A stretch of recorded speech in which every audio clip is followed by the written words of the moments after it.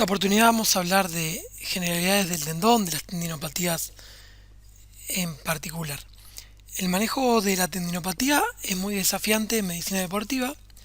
Si bien existen múltiples tratamientos, ya sea medicamentos, inyecciones, cirugías, terapia física y ejercicio, aún no hay un enfoque universalmente exitoso, bien, para todos igual, ni mucho menos. Los tendones más investigados son el tendón de Aquiles y el tendón rotuliano, con las patologías que afectan a dichos tendones. También es claro que se lesionan otros tendones como tendones de aductores, isquiotibiales, tibial posterior, peroneos, algunos del codo, ¿no? La epicondilitis, epitrocleitis, y bueno, manguito rotador y también del pulgar, ¿no? La típica de Kerbein. Con respecto a la función del tendón, sabemos que transmite fuerza del músculo al hueso.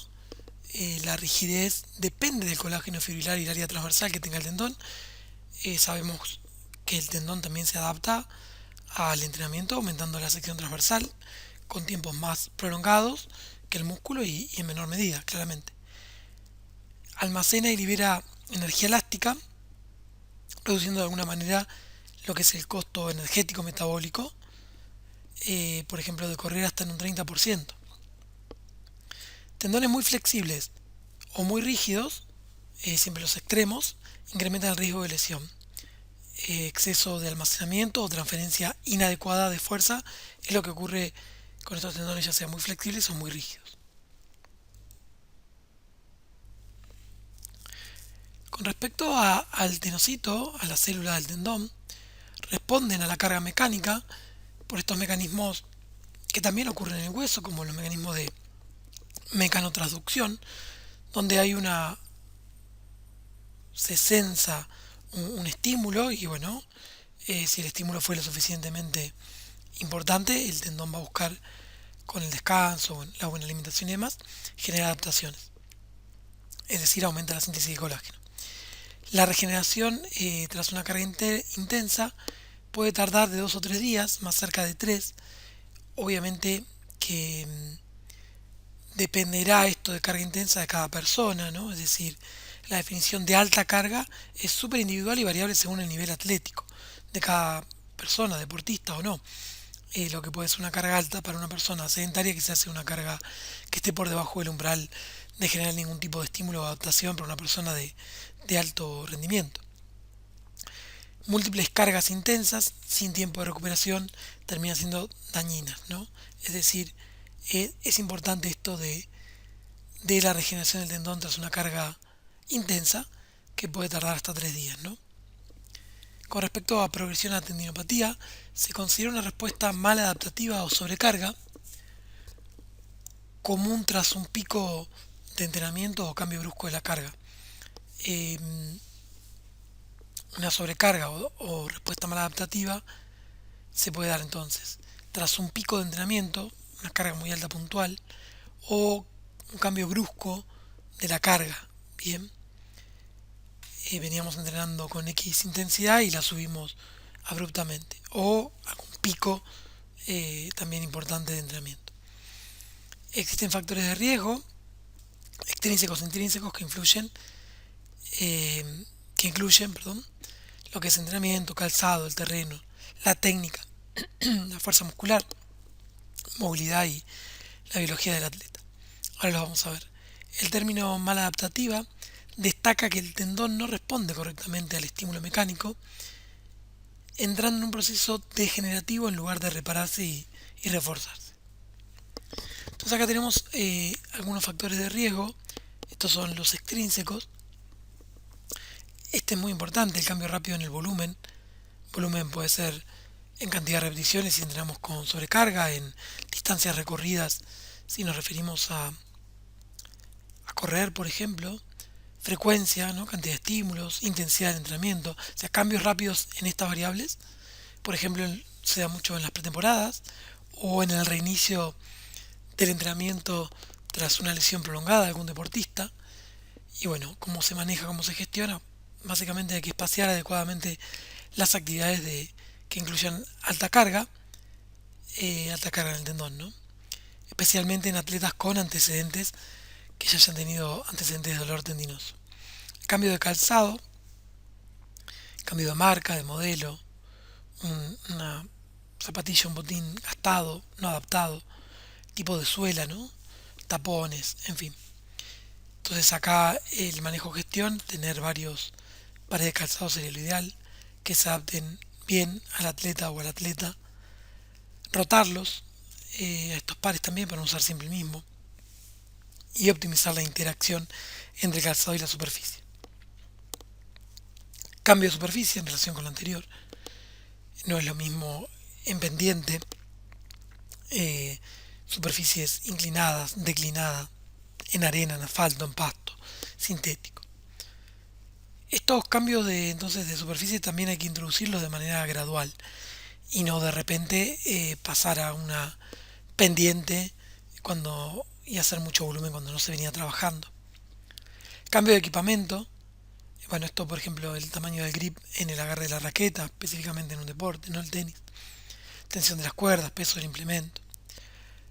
Todo hay que realizar cambios de forma progresiva. El aumento de la resistencia externa, por ejemplo, esto vinculado con el cambio rápido de, por ejemplo, intensidad, ¿no? Saltos con peso, chaleco, sentadilla con salto, carreras resistidas con paracaídas, trineos. Bueno, de nuevo, esto hay que introducirlo gradualmente, utilizar solo en atletas que estén altamente entrenados y aún así con mucha precaución. Ahora vamos un poquito con los factores de riesgo intrínsecos, como la edad, ¿no? Siempre hay, los factores de riesgo son modificables o inmodificables. Este sería un inmodificable, ¿no? La edad. Eh, Atletas jóvenes en crecimiento tienen una predisposición, también los atletas mayores, fíjense como los dos extremos. Bueno, reducir la actividad de alta carga en la fase de crecimiento rápido, no en el pico de crecimiento, sustituir por otras menos exigentes. Estos picos de crecimiento es lo mismo en atletas mayores, ¿no? Cuando decimos un deportista en un plantel, no todos tienen que tener igual, bueno, un factor que va a modificar cómo entrenan es la edad. Y bueno, las edades de pico de crecimiento en talla en los niños y niñas se dan en los niños cercanos a los 14 años y en las niñas a los 12 como promedio, ¿no? Pero esto varía.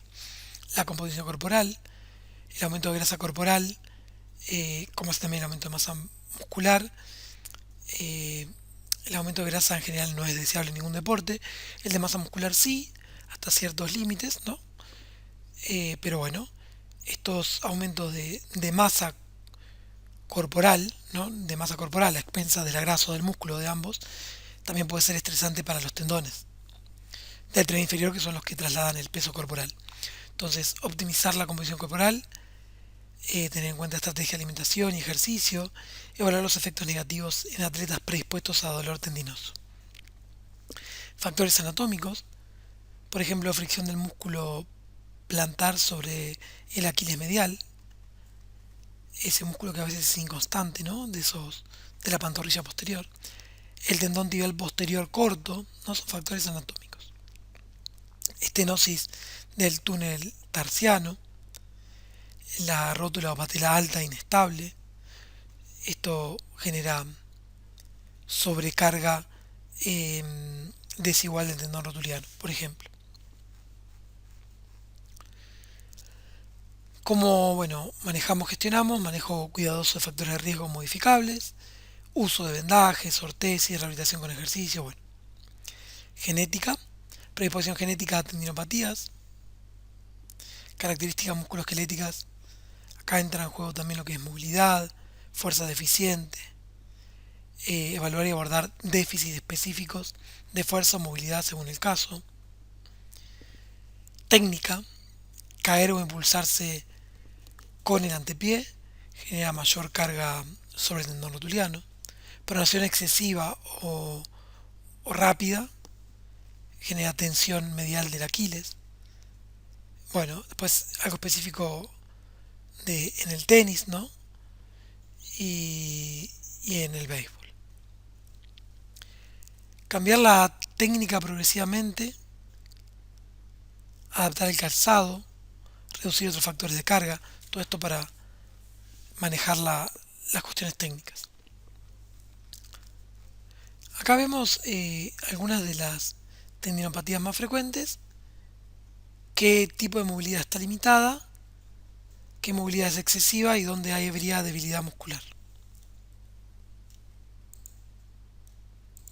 Vemos cómo las distintas tendinopatías que nos vamos a abordar, eh, algunos de los factores que pueden predisponer a este tipo de tendinopatías tienen que ver con movilidad limitada de alguna articulación, como así también movilidad excesiva, bien, o ambas cuestiones se pueden dar, ¿no? Puede ser una tendinopatía por una movilidad limitada o por una movilidad excesiva de la misma articulación, ¿no? Después, bueno, habrá distintos grupos musculares que puedan estar con mayor debilidad, como puede ser el cuádriceps en la tendinopatía rotuliana, como puede ser el tibial posterior o los flexores plantares intrínsecos del pie en la tendinopatía de Aquiles. Bien, pero bueno, esto es muy variante y si bien esto es un cuadro que nos puede presentar algunos de los factores de riesgo de movilidad y de fuerza musculoesquelética para las tendinopatías más comunes, eh, bueno, realmente esto puede variar bastante. Compresión y estrés protector. Algunas zonas del tendón sufren por falta de carga, falta de estrés o por compresión en las inserciones. Hay ejercicios que comprimen el tendón, como estiramientos agresivos, el heel drops en Aquiles insercional, pueden agravar la tendinopatía. El diagnóstico de las tendinopatías, bueno, tenemos diagnóstico clínico por dolor localizado y progresivo, también el uso de imágenes, como ecografía como primera opción, después resonancia magnética nuclear, resonancia magnética, ¿no? Medición de rigidez se puede hacer también, bueno, en vivo, es posible mediante ecografía y dinamometría, donde hay gran variabilidad individual. El dolor no está directamente correlacionado con la estructura.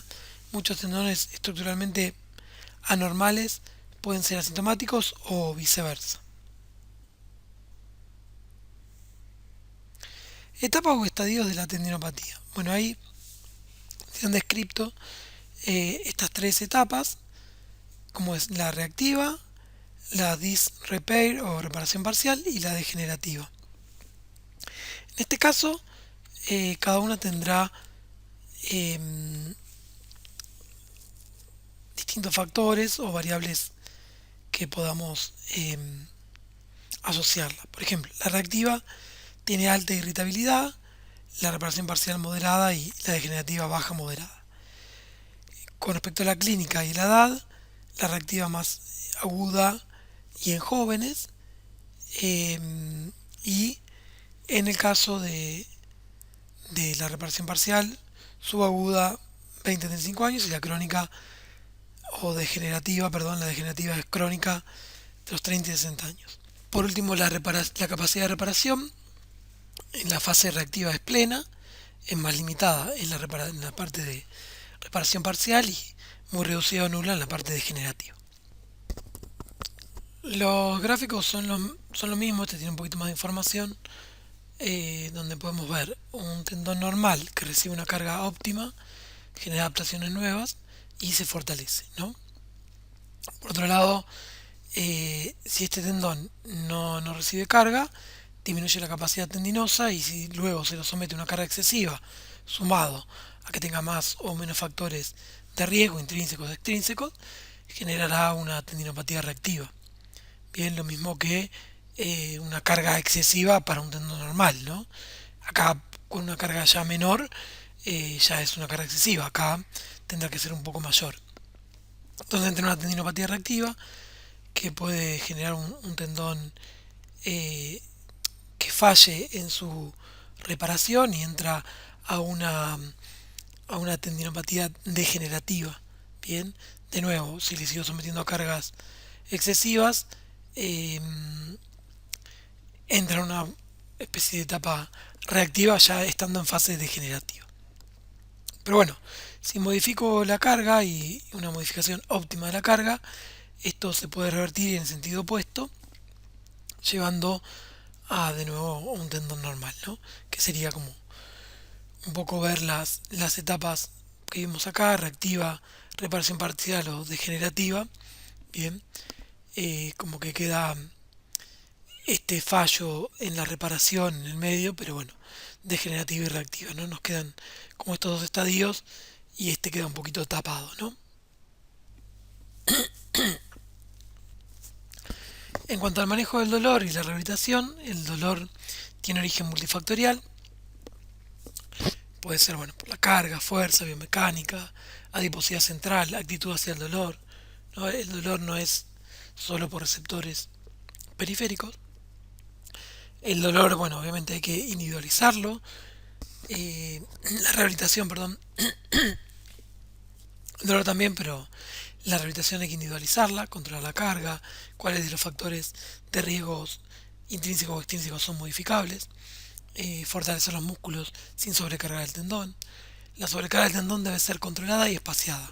El ciclo adecuado de carga y descanso es clave en las tendinopatías. Con respecto al manejo de dolor y la rehabilitación, bueno, habíamos dicho que el dolor es multifactorial, es decir, muchos factores pueden explicar todo tipo de dolor o cualquier dolor. En el caso de tendinopatías, el dolor no proviene solo del tendón. Hay múltiples factores que podrían explicar o que se han identificado, ¿no? La sobrecarga mecánica que genera dolor, tensional, compresivo, friccional, debilidad muscular y desequilibrio que presenta incapacidad de amortiguar carga, la movilidad limitada o el exceso de movilidad que alteran la distribución de la carga, la adiposidad central u obesidad que contribuye al estado inflamatorio de manera sistémica y deteriora la reparación tendinosa, la actitud hacia el dolor que uno tenga, las creencias, el miedo al movimiento, la inhibición cortical que perpetúa la reducción funcional y el dolor persistente. Hay como muchas variables que explican el dolor. Siempre hay individualización del tratamiento, ¿no? Pero bueno, la rehabilitación debe adaptarse a cada persona, control de carga, ajustar la intensidad, frecuencia, tipo de ejercicios, evitando sobrecarga inmediata del tendón. Gestión de factores modificables, bueno, todos los que son modificables. Mejorar la fuerza, corregir la técnica, optimizar el calzado, el ambiente de entrenamiento. Fortalecimiento muscular sin sobrecargar el tendón, especialmente mediante, puede ser ejercicios isométricos iniciales, que se ha encontrado que tienen evidencia en reducir el dolor sin elongar excesivamente. Carga espaciada, descanso y recuperación. El tendón necesita recuperación tras una carga intensa. Esto lo dijimos y es clave. La recuperación no es como la del músculo, no es tan rápida. La síntesis de colágeno disminuye 24 a 36 horas tras ejercicio y se requiere descanso adecuado entre sesiones intensas. La rehabilitación basada en carga debe respetar ciclos de carga media, baja, alternando sesiones intensas con recuperaciones de 2 3 días. Es decir, no podemos ni siempre estar con cargas bajas, ni siempre estar con cargas medias, ni siempre con cargas altas. O sea, hay que alternar las cargas medias bajas cada tanto con alguna intensa. La evidencia científica reciente habla de isométricos como herramienta analgésica. Los isométricos, como todo, tienen ventaja y desventaja. En cuanto a la ventaja, reducción inmediata del dolor. En tendinopatía rotuliana muestran una caída hasta 6-7 unidades de la escala de dolor tras una sesión isométrica trabajada al 60% de la contracción voluntaria máxima, por ejemplo 45 segundos, 5 series. Este efecto puede durar al menos 45 minutos y se asocia a reducción de la inhibición cortical. No inducen fatiga ni dolor adicional, facilitando su uso durante la temporada o en el periodo, la fase reactiva del tendón. Y después, bueno, tiene limitaciones. Pareciera que el isométrico no es superior a ejercicios isotónicos donde hay concéntrico excéntrico. En la mejoría a corto plazo, ¿no? Periodos de menores a 12 semanas, en las tendinopatías crónicas. Entonces hay como 3 fases con un enfoque principal y bueno, algunos aspectos prácticos vemos acá. Fase de dolor, fase de recuperación estructural y fase de rehabilitación funcional. De dolor el enfoque principal está puesto en la analgesia y el control de cargas. Vemos de vuelta los isométricos, evitar compresión, recuperación estructural, incremento progresivo de la carga mediante excéntricos o cargas altas, con excéntricos controlados, a dolor tolerable, cargas medias, seguimiento de tolerancia al dolor, 24 a 48 horas esperar, ¿no? Y rehabilitación funcional, integración funcional y fortalecimiento global, ejercicios pliométricos o deportivos controlados, fortalecimientos en cadena cinética, tanto cerrada como abierta. Principios claves, en resumen, tenemos que el dolor tiende a surgir por múltiples causas, no solo por el tendón roto, ¿no? Entre comillas. El tratamiento debe ser personalizado, abordando tanto las cargas como los factores biomecánicos, metabólicos y psicológicos. El ciclo carga-descanso controlado es esencial para promover adaptación sin dañar. Los isométricos son herramientas valiosas para reducir dolor agudo y mantener capacidad funcional, aunque no superan a los concéntricos excéntricos a medio plazo. La rehabilitación total requiere progresión hacia ejercicios más dinámicos y funcionales, conforme baja la irritabilidad y mejora la fortaleza. Con respecto al ejercicio terapéutico, el ejercicio de carga intensa es considerado el tratamiento con más evidencia, especialmente en fases bueno, la segunda fase, ¿no? Donde todavía no era degenerativo del todo, sino una recuperación incompleta, disrepair, y en las fases degenerativas, o sea, en la fase 2 y 3. En temporada, las cargas intensas se encuadran con cargas medias y bajas, las sesiones de alta intensidad y recuperación deben espaciarse 3-4 días. Ejercicio isométrico es útil dentro de temporada sin provocar dolor muscular o tendinoso agudo. Con respecto al retorno controlado al deporte, hay que tener en cuenta una progresión cuidadosa, ¿no? Por ejemplo, ¿no? Pasar de caminar a trotar de manera controlada, intervalos de aceleraciones y desaceleraciones, a pasar a cambio de dirección. Deporte de salto, bueno, comenzar con salto con dos piernas controlado, salto después a unilateral progresivo y después con alta carga funcional, ¿no? Que podría ser ya más tipo un drop, eh, o bueno, con algún sobrepeso. Ajustar la técnica del salto, el aterrizaje, para reducir la carga sobre determinados tendones, ¿no? El drop, que no caiga sin hacer la triple flexión después de una caída de un salto, sin hacer la triple flexión de cadera, rodilla y tobillo. Entonces, progresión cuidadosa, lo que habíamos dicho, de caminar a los cambios de dirección, de caminar a tratar controlado, a frenar y arrancar, en 4 niveles, de menor a mayor carga. Caminar está en el nivel 1, ¿no? Mientras que correr y los saltos están en niveles más altos según el índice de carga. Este enfoque permite progresar gradualmente, primero caminar, que es baja carga, luego trote controlado, después actividades con aceleraciones y finalmente ejercicios con cambio de dirección que exigen más elasticidad y capacidad del tendón. 2. Deportes de salto, progresión del salto doble a alta carga funcional. Tenemos ejercicios de salto progresivo en contexto de tendinopatía, muestran que comenzar con salto doble controlado, ambas piernas, poco impacto, luego avanzar a salto unilateral, progresivo, aumentando la carga, hasta ejercicios de alta carga funcional como el drop jump, salto con caída o pliometría rápida. Este esquema coincide con los niveles de carga que vimos en la tabla. Cuanto más cercano al salto unipodal o al drop jump, mayor índice de carga del tendón y se debe progresar con base en tolerancia a la carga. Esta sería la tablita, fase de retorno, ejercicio técnica, nivel de carga tendinosa y beneficio clínico. Entonces, fase de retorno, por ejemplo, caminar, trotar controlado, aceleraciones, saltos dobles, saltos unilaterales, pliometría o drop jump,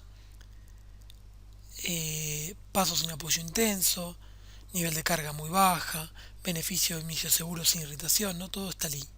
Trotar, bueno, baja velocidad, la carga baja moderada, último nivel sin tanto empuje brusco, acelero y freno, sprint intercalado con recuperación, ya la intensidad, fíjense que es moderada a alta, preparar para momentos explosivos. Saltos dobles controlados, saltar con ambas piernas a baja altura, con un nivel de carga alta. Inicio del retorno a impactos verticales. Saltos unilaterales, saltar con una pierna, tiene un nivel de carga tendinoso alto. Bueno, el beneficio sería carga individualizada y funcional. Y por último, la pliometría o los drop, saltos rápidos con caída y amortiguación, donde el nivel de carga tendinosa es máxima. Alta carga funcional sería lo previo a la competencia. Conclusión, un retorno al deporte controlado y progresivo minimiza recargas bruscas sobre el tendón y favorece la adaptación.